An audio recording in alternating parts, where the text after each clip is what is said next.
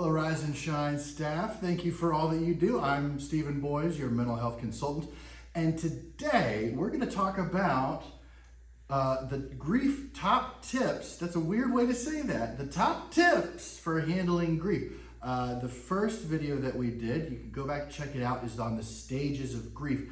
And remember from that video, one of the biggest points to take away is that grief is a natural process and it almost always moves out on its own. So if nothing else, and you're going through grief, just know that for almost everybody in almost every situation in which we lose something that means a lot to us, we're gonna feel better eventually, okay? Grief is a natural process, but today we're gonna talk about the top 5 tips to dealing with grief. So if you are like, I wanna move this grief train along a little bit, these are some things that you can do. All right, top tip number 1, silence and listening. Silence and listening. This is sometimes what we want to run away from because we've got all these big feelings about losing the thing that we love. And the last thing we want to do is sit in silence. But you know what? This can sort of move things along for grief. Because we want to jump on social media, we want to jump on Netflix, we might want to have a drink or 2 or 6 after work to handle the loss that we're going through. And that's totally natural. But you can hurry grief along if you just take time to listen. So when you're driving along in the car and you're alone by yourself, try turning the radio off, see what happens. You're going to be assaulted by all these feelings and thoughts about the thing that you lost. But if you just hang there, just like grief, the sounds will get a little quieter. And here's a hot tip. You can remind yourself to just breathe. Just think about your breath. So spend some time, if you want to get over grief, one thing you can do is just spend a little bit of time in silence and just pay attention to your breath. And as the thoughts come in, you just remember your breath again. You don't have to have your eyes closed. You can do it with your eyes open. Just spend some time in silence and pay attention to your breath, and the feelings will start to come down a little bit. Top tip number 2. Top tip number 2. Oh, this is a good one. Grief is not a straight line. Grief is not a straight line. What does that mean? What do you think that means? Grief is not a straight line. Think about where you are in your career. Think about where you are with your family members. Did you get there by a straight line? No, we almost never get where we're going by a straight line. When you look back at all the places that you've been to that got you here, was that a straight line? No, it had ups, it had downs, it had all these sidetracks that you didn't think you were going to go on. And grief is like that. It's not just like, well, I know on average it takes people 2 years to get over the loss of something, so I'm just gonna get there. But that doesn't usually work. Some days are fine, and some days are a roller coaster. You're feeling like you can't get through a conversation without tearing up, right? Grief is not a straight line. That's a hot tip. That's a good one. Just remember that. So when you have a rough day, that's normal. That's normal. Okay. Hot tip number 3. Write a letter. Can you write a letter to a place that you're leaving? Yeah, you sure can.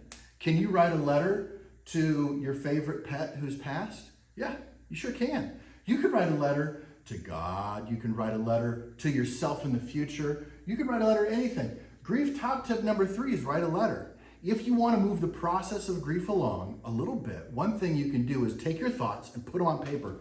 And just go, just write. Get a pencil, get a pen and a pad of paper and just write. Just write. Don't use a computer, don't use your phone, get a piece of paper and something and just write.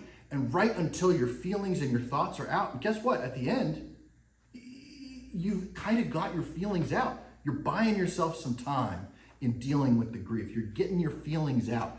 It's like scratching an itch, the itch might come back, but like if you scratch it, it feels a little better for a minute. But that's like writing. Writing can help get you through a tough grief moment. And unlike with a mosquito bite, it can actually help the grief move along. So maybe it won't keep itching in the future. Write a letter. You don't have to know what you're writing. Just start writing. Just write. Dear so-and-so, I can't believe that you're gone already. I'm going to miss you so much. Here's what I'm going to miss the most. Number 4, self-care. Now, self-care is a hot buzz term right now. Self-care, for some people feels like just like let it all go. Let it go. Maybe call in today to work, Maybe start drinking a little bit earlier. It's self-care. Maybe don't make the kids dinner because they're old enough they can fix it themselves, Self-care. I would argue that the best self-care is actually when you realize that you're overdoing it. That maybe you're running from something, some feelings. And I would argue that self-care is where you say, you know what? I use work to avoid how I feel. So maybe I'm going to go home a little earlier today. Maybe I'm not going to take work home with me. Maybe I'm going to really do some listening or some writing. Self-care, I think, is most powerful when you are overdoing it in some way. And then you say, I might be running from something. I might be running from something. I'm going to take a little bit of this off so I can deal with this. Self-care. Self-care. Number 5, hot tip number 5. This is a good one.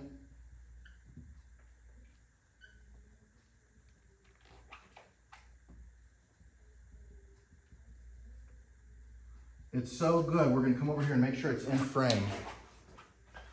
It is. Lean into spirituality, your spirituality, okay? If you have a spiritual tradition, lean into it, right? What are they there for? If not to be with us in our darkest, toughest times. If you have a religious tradition, a spiritual tradition, rely on it. Go to it. It doesn't matter what it is. It doesn't matter what it is. If you've got that tradition, if you came up a particular way, if you are a particular way, lean into your spiritual tradition. Go to the services. Talk with the people. Share with them your life and what you're going through. That's what it's there for. Lean into it. Don't run from it. We might say, I don't want to talk about my grief, so I'm going to stay away from this. I'm not sure I don't know that that's the best thing to do. In fact, a lot of people say, I was really hesitant to get back into my community, and now that I am, what a relief. I can't believe I'm doing this without them. But it doesn't have to be this, right? It could be maybe you are in a 12 steps program, right? What is your community of support? Lean into that. Sometimes our families, by the way, wonderful communities of support. Sometimes they're just not, right? Sometimes they're not a wonderful community of support. Sometimes they give us grief. They give us other kinds of grief, right?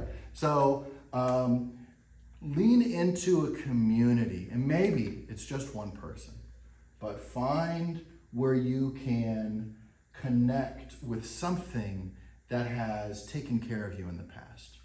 Taken care of you in the past. Thank you guys so much for being patient, waiting on this follow-up video for grief.